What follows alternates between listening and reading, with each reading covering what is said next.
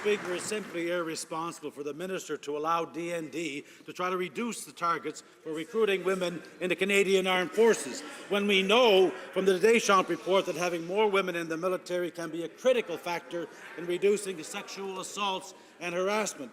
This is a classic response from this government and totally unacceptable.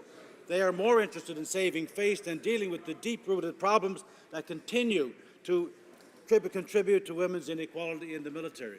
Will the minister tell DND to focus on meeting the target for women, not weakening it? The Honourable Minister of Veterans Affairs. Thank you, Mr. Speaker, and I'd like to thank the member for that question.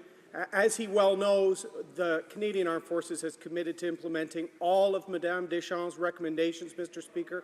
We want to encourage young women from across this country to pursue a career in the Canadian Armed Forces, Mr. Speaker, where their leadership will be cultivated and highlighted, Mr. Speaker. Canada is one of the strongest NATO countries in terms of women in the military. We will continue to pursue that and encourage more people to join the Canadian Armed Forces. The Honourable Member for St. John's East. So why are you lowering the targets? Mr. Speaker, once again, Canadian Forces members are being left behind by this government.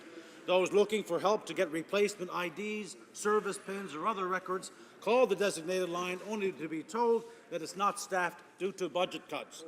And there's no use to call back, Mr. Speaker. One reservist says that he's been trying to get help with these basic requests for 5 months. Mr. Speaker, our soldiers deserve so much better than having the books balanced on their backs. Why did the minister cut such basic services that the women and men of the Canadian Armed Forces rely on? The Honourable Minister of Veterans Affairs.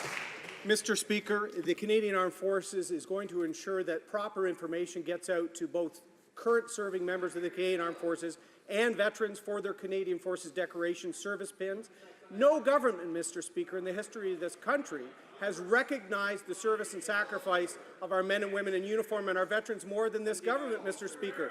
The 75th Victory Pin for World War II, the Bomber Command Bar, Mr. Speaker, the Year of the Korean War veteran, Mr. Speaker. We honour and pay tribute to that service, and we will continue to do so.